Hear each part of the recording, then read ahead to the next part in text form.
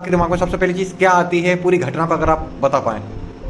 एक मूवी का काफ़ी फेमस सीन है, साला ये दुख काहे खत्म नहीं होता वे। तो अगर आपकी ज़िंदगी से इसको कनेक्ट करें तो आप किस प्रकार से इसको व्यक्त करेंगे? वो तो जो आप डायलॉग कह रहे हैं वो मेरे लिए ही बना है, वो और कोई किसी अलग के लिए नहीं बना है, वो ओनली वो मेरे लिए ही बना है। जैसे आप एग्जाम्पल के तौर पे देखिए, साला 2012 के बाद 14 में मेरी इंटर हुई, 12वीं में 10वीं 14वीं में इंटर, उसके बाद 17 में जैसे ही ग्रेजुएशन हुई तो बीटीसी में नाम आया।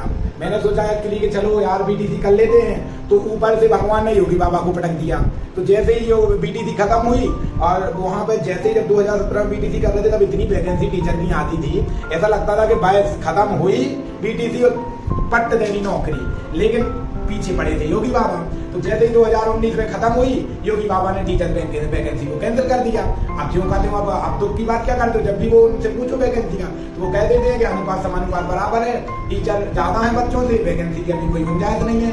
इनका सारा 5 साल से अनुपात ही समानुपात बराबर चल रहा है, सारा तो खत्म हो ही नहीं रहा है। तो आप बताएंगे कि आप कितने सालों से तैयारी कर रहे हैं, जनता के सामने अगर रखना चाहें आप अपनी बातों? कम से कम 9 साल हो गई। 2014 जब मेरी इंटर हुई थी उसके बाद से मैंने तैयारी की। तो जब पहला मैंने टेस्ट दिया था 2015-16 के सबने पहला टेस्ट दिया था, वो मैंने दिया था अगली सरकार में। और जब उस समय पुलिस की वैकेंसी आई थी जो मेरिट प्लस फिजिकल बेस पे थी, तो मेरिट में फिजिकल बेस में मेरे 2-3 नंबर कम थे, तो वजह से मेरा नहीं हो पाया था। मैं आपको टोकरा नहीं चाहूंगा कि जब भी हम किसी से पूछते हैं जो सरकारी नौकरी की तैयारी कर रहा है, आर्मी हो, पुलिस हो, पटवारी हो, यूपीएससी, हर किसी के नंबर 2 से 3 ही कम क्यों होते हैं हमेशा? नहीं, 2 से ये समाज में अपने आप को इज्जत दिलाने मैं उसका एक आपको बहुत अच्छा एग्जाम्पल दे रहा हूँ।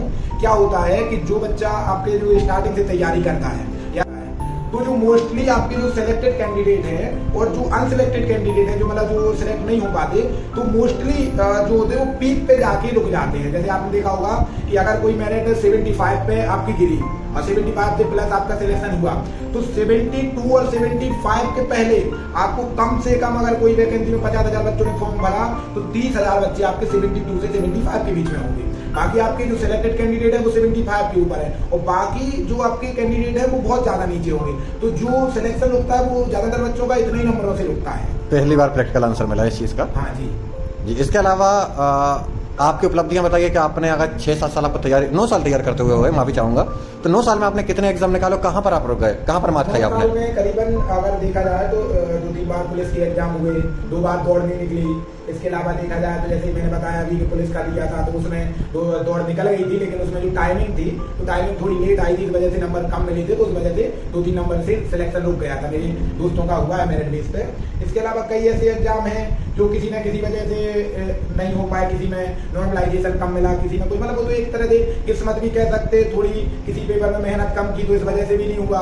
कभी कभार 2 या 3 पेपर एक साथ आ गए तो उसमें मन भटका कि कौन सा पेपर दें कौन सा ना दें, तो उस वजह से भी मतलब सिलेक्शन पे काफी प्रभाव पड़ा कि 2-3 पेपरों की एक साथ तैयारी की, ना उसमें भी हुआ ना उसमें ना हुआ। तो इस वजह से मतलब ऐसे चलते चलते आज 9 साल हो गए। तब से जब बीटीसी कर रहे थे तो माइंड में फिर एक ही चीज आई कि चलो कोई जॉब नहीं करनी, अपनी टीचर वैकेंसी आई उसी की, तो 2-3-4 साल से तो आपको टीचर की तैयारी कर रहे, कोई अलग फॉर्म भरते ही नहीं है। मतलब आपका टीचर की परमानेंट तैयारी करा, पुलिस दरोगा ये सब छोड़ दिया आपने? ये मतलब मैंने छोड़ दिया था। चलिए बढ़िया है। मतलब आप क्या कह सकते हैं कि फाइनली खूंटे से बंध गए बंदेरी खंडी में? हाँ, ये कह सकते हैं आप, लेकिन वो खूंटे से तब बनेगी ना, खूंटे से बनने की कोशिश कर रहे हैं, लेकिन खूंटे से तो सरकार जब अपन को वैकेंसी देगी तब बनेगी ना। तो सरकार से आपने अपील नहीं करी? सरकार से इतनी डेली अपील हो रही, जो अपील कर रहा है तो उनके खिलाफ मुकदमे लेके जा रहे हैं, उनके खिलाफ कई वो आपका जैसे हम लोग अगर धरने पे जाते हैं सरकार के खिलाफ या तो उन पे कार्रवाई हो जाती है। जो हम लोगों के अध्यक्ष हैं जो हम लोगों के खिलाफ जो मोर्चा खोलते, जो मेन एक होता है ना कि एक स्पेशल जैसे 50 की भीड़ में एक हम अपना लीडर चुनते हैं, तो उन लीडरों के खिलाफ आप मुकदमे लिखवा देते हैं, तो उन्हें शांत रहना पड़ता है। तो सरकार तानाशाही अपनी अलग चला रही है। तो हमारे चैनल के माध्यम से भाई आप एक बात बताना चाहेंगे कि कितने विद्यार्थी या फिर एस्पिरेंट हैं जो कि सरकारी नौकरी की तैयारी कर रहे हैं आपके यूपी क्षेत्र में? मैं अकेला अगर टीचर लाइन की बात करूं तो आप ये समझ के चलिए कि लगभग में जब आपका टेट का एग्जाम होता है, जो आपका क्वालिफाइंग होता है, तो उसमें आपके 20 से 22 लाख बच्चे फॉर्म डालते हैं। तो आप अंदाज लगा सकते हैं कि ये लोग डिग्रीधारी है, क्योंकि टेट का एग्जाम जब तक आप बीटीसी या बीएड नहीं करते हैं तब तक आप वो टेट नहीं दे सकते। तो लगभग में आप इसीलिए अंदाज लगा लीजिए कि 20 से 22 लाख तो अकेले आपके टीचर लाइन में है। और आप पुलिस लाइन में, पुलिस विभाग में चली जाइए या और विभाग में चले जाइए, तो सबका अलग अलग सपना होता है, सबकी अलग अलग प्रिपरेशन होती है, सबकी अलग अलग फील्ड में जाने की मतलब एक वो एम होता है कि मुझे इस फील्ड में जाना है। तो आप ये मान के चलिए कि आज अकेले यूपी की बात करें तो यूपी का कम से कम 1 करोड़ युवा आप जॉब की तलाश में है। 1 करोड़ काफी बड़ा आंकड़ा है। हाँ, और ये गारंटी, क्योंकि आप ये जो पेट का एग्जाम अभी योगी सरकार ने चालू किया है, पहले नहीं होता था ये, तो ये पेट एग्जाम इसलिए होता है कि जो आगे आपकी जो छोटी छोटी वैकेंसी निकलती है आपकी राज्य सरकार द्वारा, तो उसमें आप एलिजिबल हो सकते हो। तो जो पेट अकेला एग्जाम आपके 40 से 45 लाख बच्चे देते हैं, तो आप इससे अंदाजा लगा सकते हैं कि यूपी में बेरोजगारी कितनी है, मतलब एक हाई लेवल तक है, चरम सीमा पर है बेरोजगारी, आप ये कहना चाहते हैं? जी जी बिल्कुल। तो आप कभी कोशिश करें कि प्रधानमंत्री मोदी तक ये बात पहुंचाएं? 1 करोड़ युवा बहुत बड़ी बात है। नहीं, और ये गारंटी है, आप आंकड़ा निकालिए, आपको इतने ही मिलेंगे, इससे कम नहीं मिलेंगे आपको। आप ये मान के चलिए कि अगर आप सारे स्टेट को एक तरफ रख दीजिए, यूपी को एक तरफ, तो यूपी में आपकी जो बेरोजगारी दर है वो आपकी हाईएस्ट पीक पर है। क्योंकि आप पिछला अगर आंकड़ा उठाएंगे, आप पिछले 5 साल का 2017 से नहीं तो 2018 से अगर आप 23 का आंकड़ा उठाएंगे, तो आप 15-20 हजार लोगों को रोजगार आप मिला। अंदाज लगाइए कि आप परसेंटेज में भी निकालेंगे तो कैलकुलेशन नहीं बैठेगी कि आप लगभग में 80-90 लाख और 1 करोड़ युवा जो नौकरी की तलाश में, आप 20,000 को दे रहे हैं, और वो भी इतने उससे कि आपकी भर्ती फंस रही है, 6-6 महीने कोर्ट में चल रही है, 6-6 महीने कोर्ट केस के बाद जैसे जैसे कंप्लीट हो पा रही है उसमें।